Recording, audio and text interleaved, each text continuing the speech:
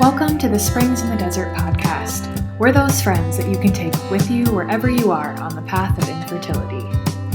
Welcome back to the Springs in the Desert podcast. I'm Jillian, your host, and I'm back with one of my most favorite guests, the lovely Clare Kane. How are you, Clare? I am well. Jillian, thanks so much for having me. It's always so delightful to be able to chat with you and talk things through and think things through together. I love it.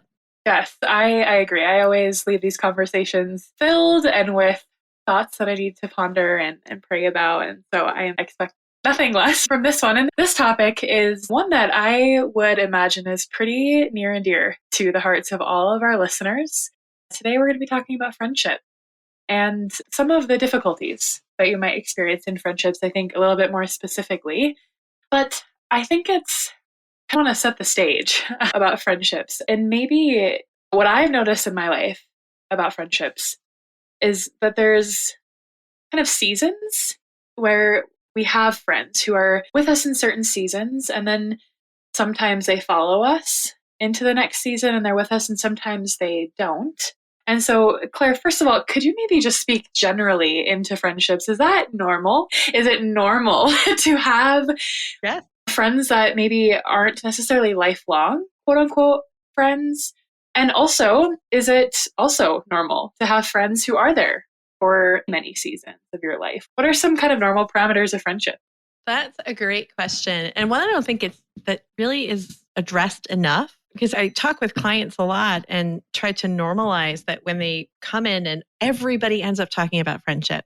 And no matter what people come in for treatment for, whether it's anxiety, depression, infertility counseling, whatever, at some point we end up talking about money, we end up talking about sex, and we end up talking about friendship. Wow, who would have thought? Who'd have thought? I know, right?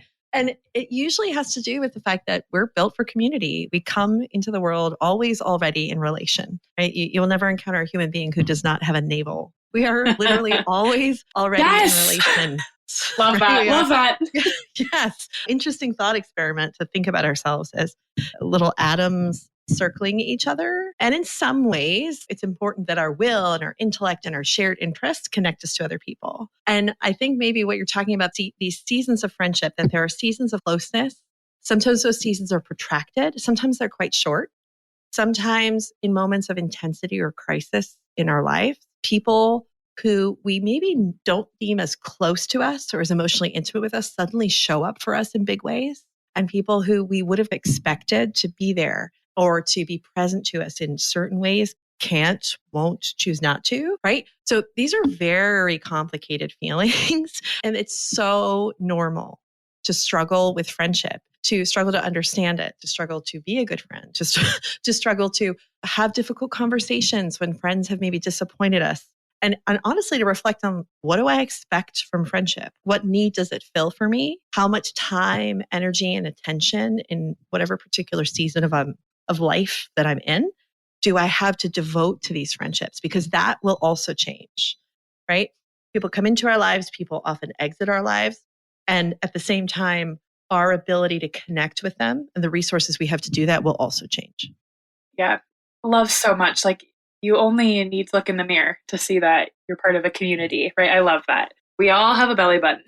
And so we're born into community. And so I think that I love just starting there.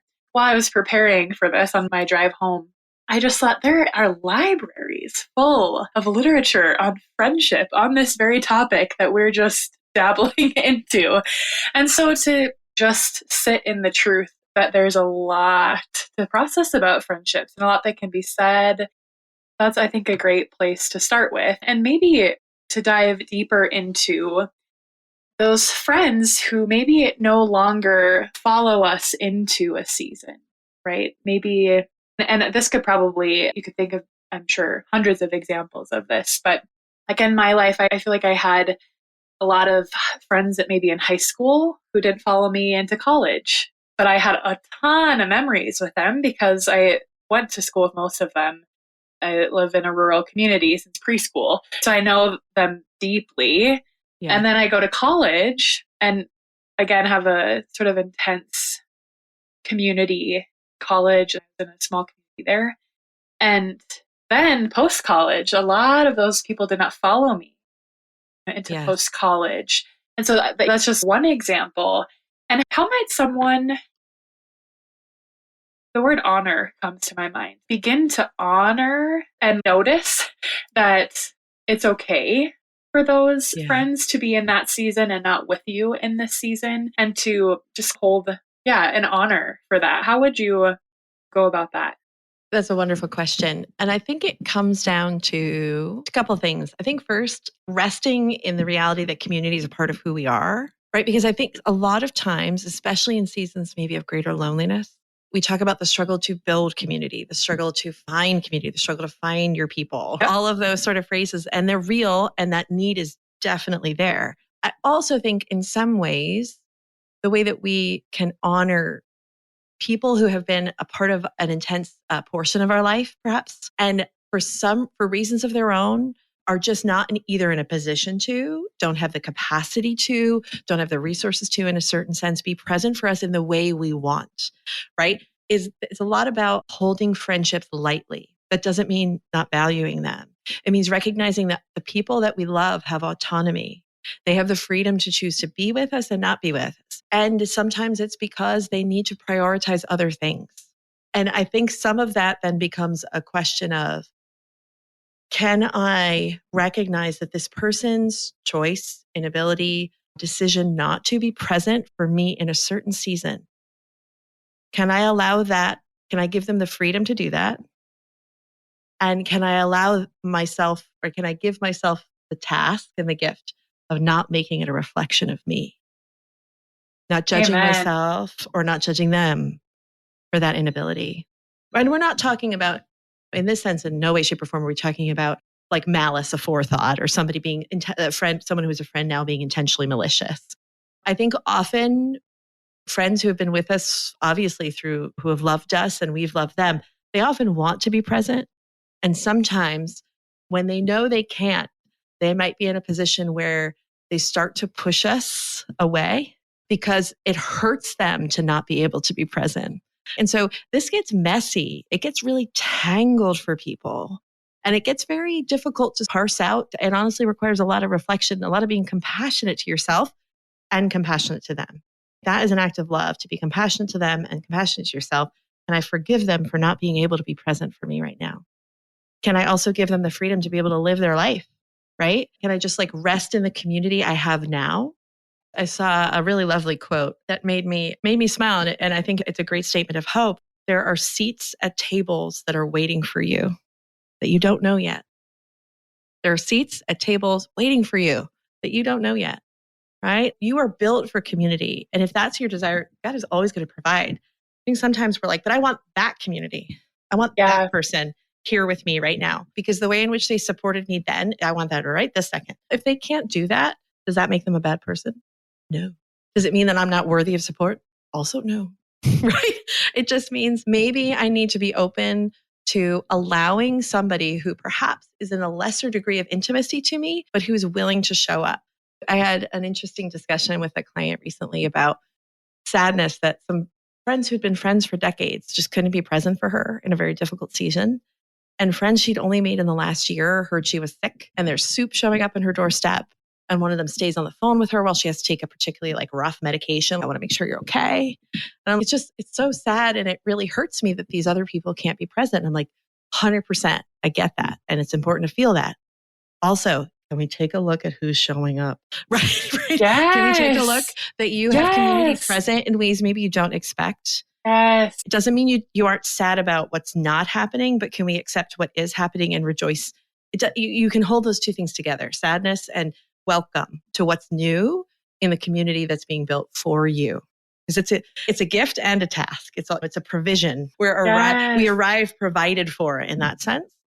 Claire, as you were speaking, what was a visual that was in my head was that I think sometimes I get caught in the past, right? And I'm trying to live in the past or the future, right? Worrying and trying to plan for all these things that I totally miss the present.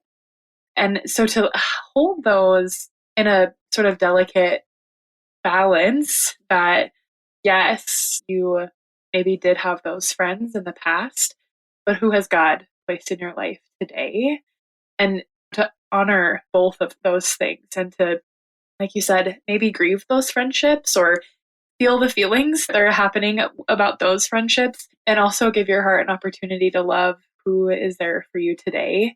And yeah, I think a good reminder. I can think of many examples of where I miss the people who are showing up for me today or taking an interest in a friendship, and um, because I'm concerned about others or maintaining others. Yeah, that's helpful. I'm now to shift to a different kind of a friendship, or not kind of friendship, but a scenario is if we do have, and I think particularly for this community, where it's possible that those friends that they've had, maybe even those that have been with them for many seasons, are finding themselves in an entirely different season than they are now. Maybe they have moved, or they maybe have children in their home, or have been able to grow their family in the way that they have dreamed and have said, and are recognizing that in a public way to those who haven't been able to grow their family in that way. But they are still making those efforts to show up. And what might be a way for our community to maintain those friendships, especially when it feels very maybe easy for that to continue. Maybe you're neighbors, or maybe you're in a Bible study together and you're seeing each other regularly, and so that relationship can be maintained just by the time you spend together, but you're finding a different seasons and different perspectives. And how might you navigate that? Hey friends, it is your podcast host, Jillian. Just popping into this episode to ask you to consider supporting our podcast with a financial gift. This episode is brought to you by staff, volunteers who reviewed the content, and a professional editor. We would be so grateful for your financial support to keep this podcast sounding great and reaching more listeners who need a friend on the path of infertility. Thank you for your support. I love a good visual. And I think it's like the experience of going on pilgrimage or traveling with a large group of people, right? Especially there's a wonderful saint. I love a good medieval European saints. They're awesome. With the very bizarre names. Like his name is Aelred of Rievaulx. Ooh. And he's a patron saint of friendship. He's awesome. He has he has a theology of friendship. And one of the ways he talks about friendship is that often that intimacy arises with someone because of shared interests.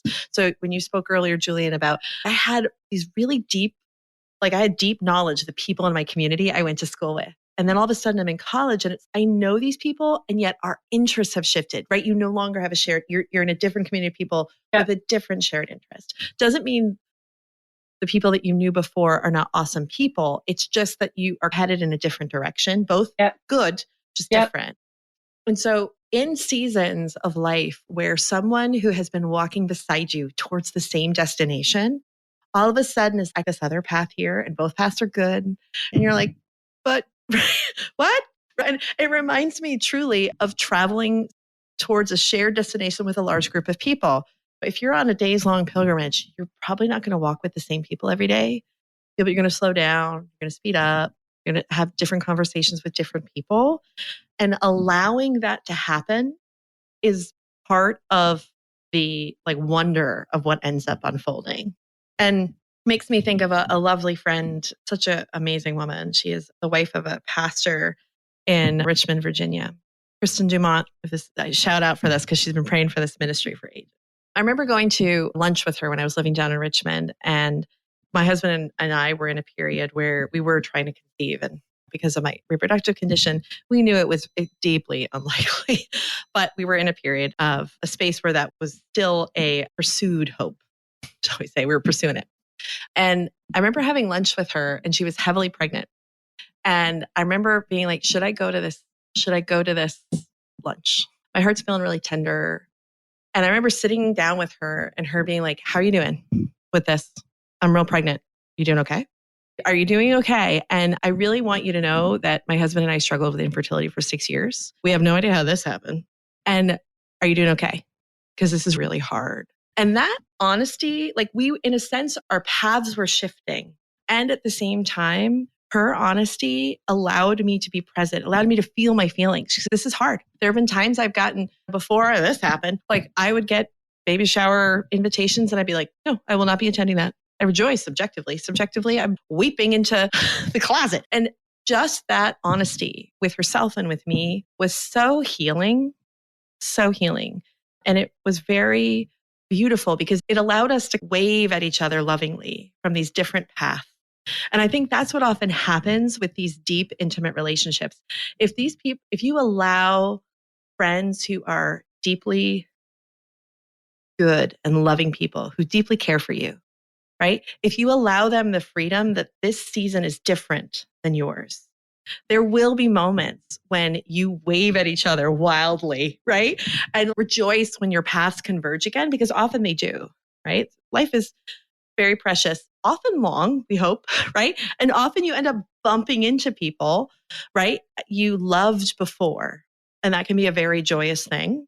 And sometimes you just frantically wave at each other joyfully from continents apart sometimes, but allowing each other the freedom and having the honesty to confront the reality of what's happening, I think is really key.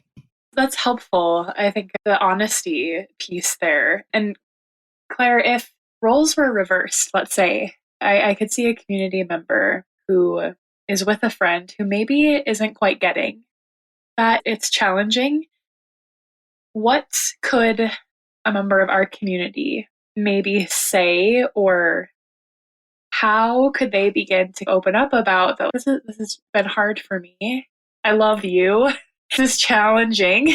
I just want you to know that, because maybe that's why maybe I backed away from our friendship, or fill in the blank of what that's looked like. How might they have the courage to do that?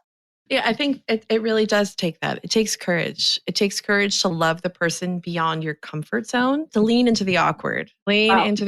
Like, this is so awkward. I love you. And I objectively rejoice that you have procreated. I can't wait to meet this baby. At the same time, I cried before I came in here because my heart is broken that this isn't for me. That is 100% not yours to fix. Not yours to fix. You don't have to do anything other than be you. Procreating, right? But I just want you to know that sometimes it may be a day where I can't show up the way I wish I could or want to, because I need to be compassionate to my heart, right? And if that person is in a healthy place, they're probably going to say, totally get it. I'm here for you. I get it. I'm here for you in whatever ways I can be and you can be, right? Sometimes they may not be. Sometimes they may say, you're just being selfish.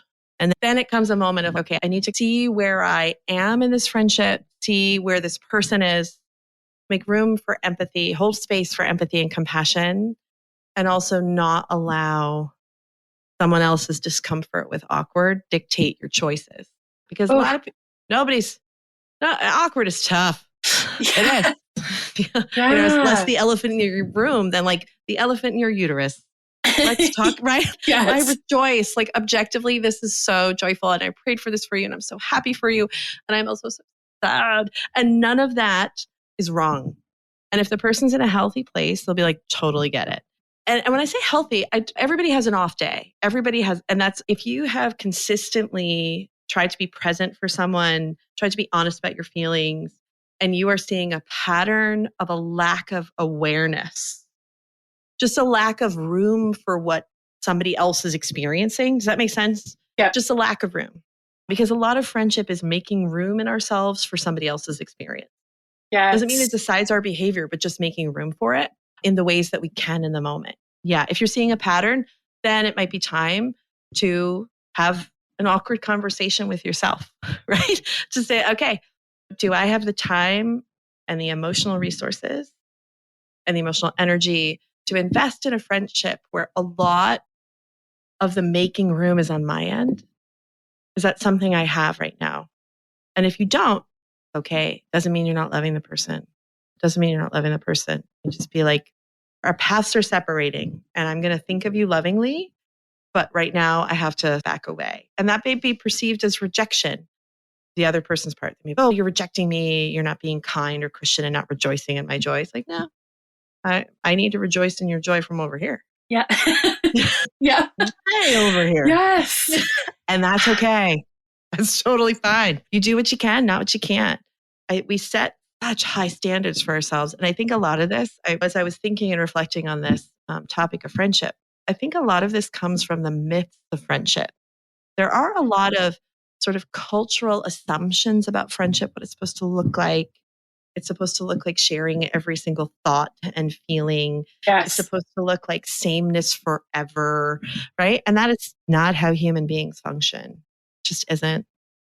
Yeah. I am so glad that you went there because I was thinking about that. I didn't have the word myth in my head. I was thinking of some movies that have depicted lifelong friends. They've been friends for 70 years or 50 years, but Mhm. they've been with each other. And I think it's important to note that that's a beautiful depiction of friendship, certainly. Sure.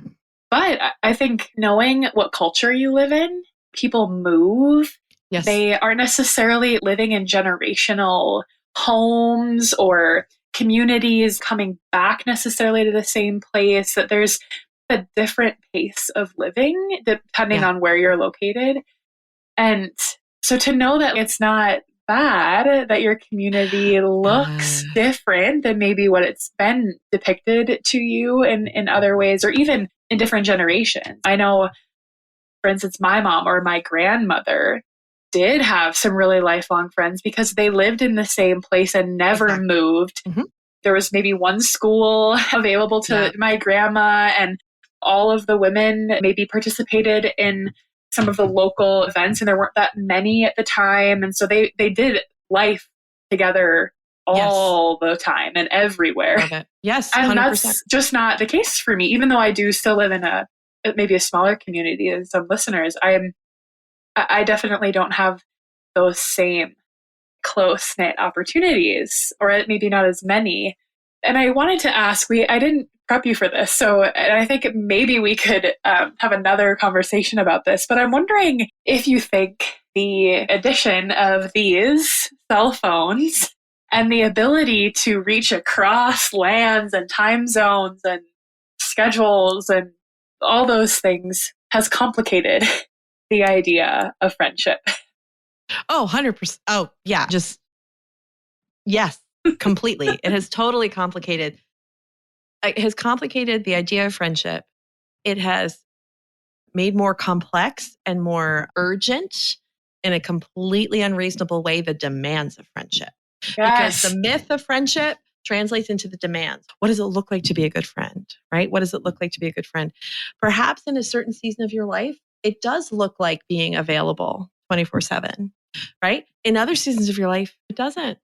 I remember having wonderful conversations with my best friend. We've been friends for years. I joke with her that we've been friends since we got just before I got married. That the second best gift my husband gave me after himself was her, because he was her friend first through college Oh, and grad school. Yeah. Oh, I love this woman so much.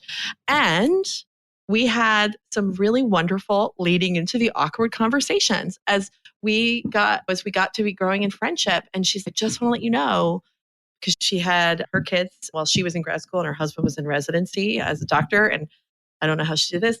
And there were times when I would call and she would not pick up, or she'd call me a day later and she's, oh, I'm so sorry. I'm like, why? You have demands on your time and attention. We're in different ages and stages. I just got married. I moved to a new city. I don't have a ton of time. I have tons of time on my hands. You do not. And she was like, yes, I'm sorry I wasn't available. And at the same time, I appreciate that you realize I have to prioritize my husband and my kids because they're my vocation. Her being available to me, not her vocation. Just not.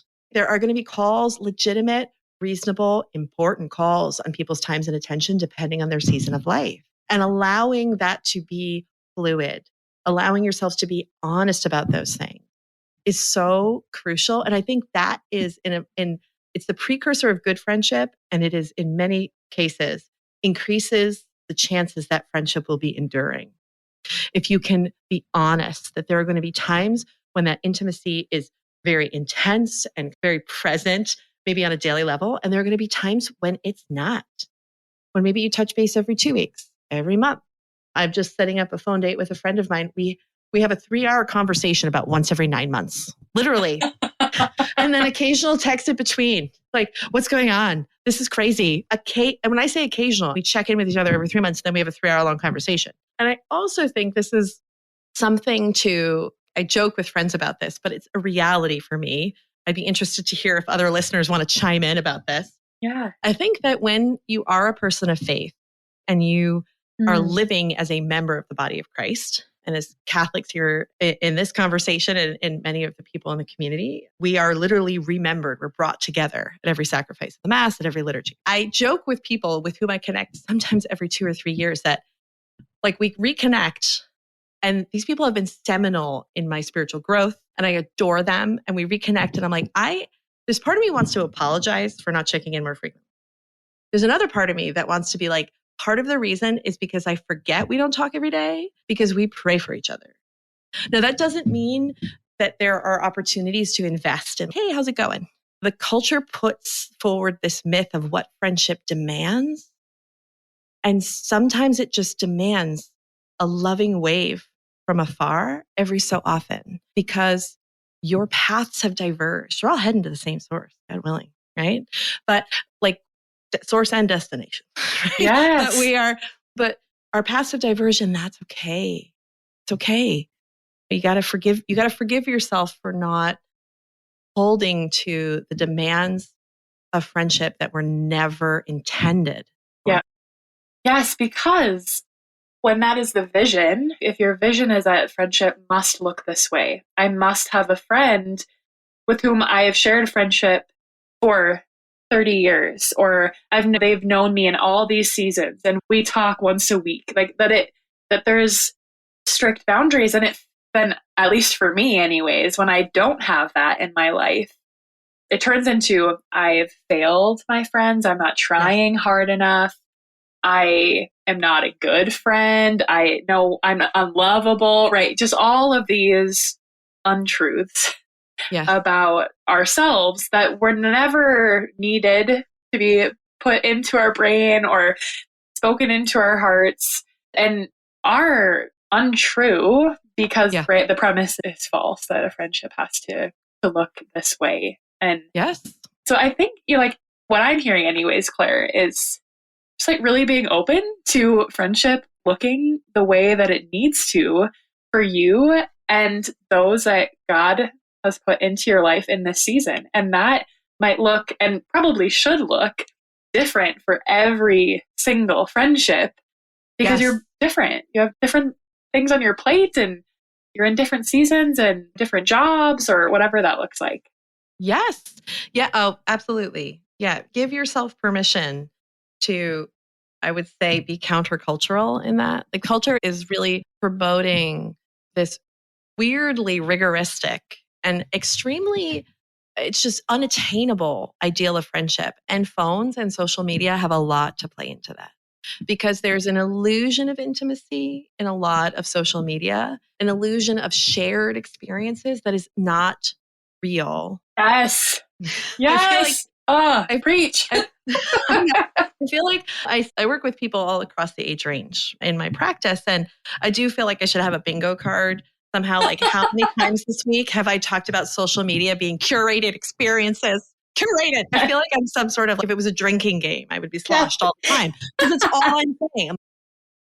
Yes, I totally understand that it's so tempting because that's what the culture says, that we have to be comparative in and always be judging ourselves as lacking. And I think when it comes to friendship, yes, this is like you should share your life with everyone.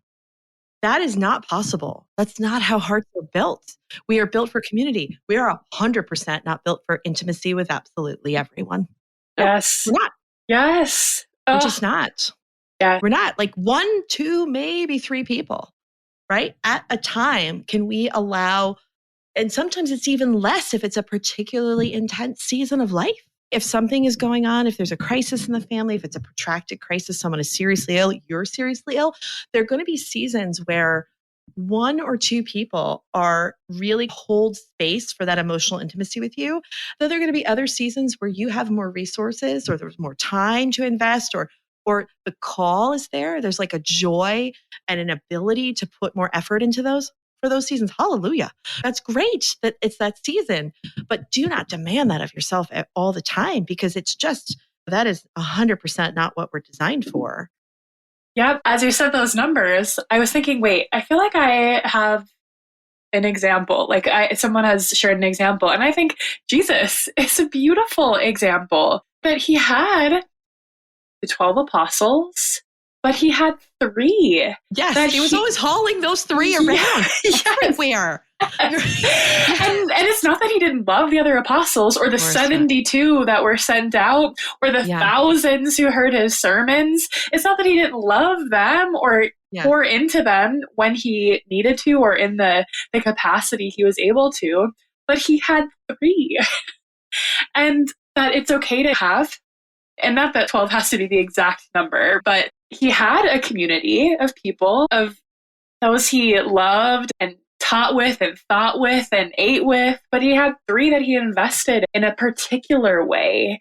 And I don't know, let ourselves off the hook of feeling like we have to have, I think for social media anyways, you have however many followers that you don't likely know all of them intimately. And in fact, I would say you don't unless you only have three, right? You have just your three besties. But I think to maybe even pray with that a little bit, sit in some of the Gospels and have Jesus just present to you, who are my three or my two or my one? Who are you putting in my path to invest in? And who are you putting in my path as a larger community that I'm maybe not asking me to invest in a like particular deep, intimate way, but I can love them anyways.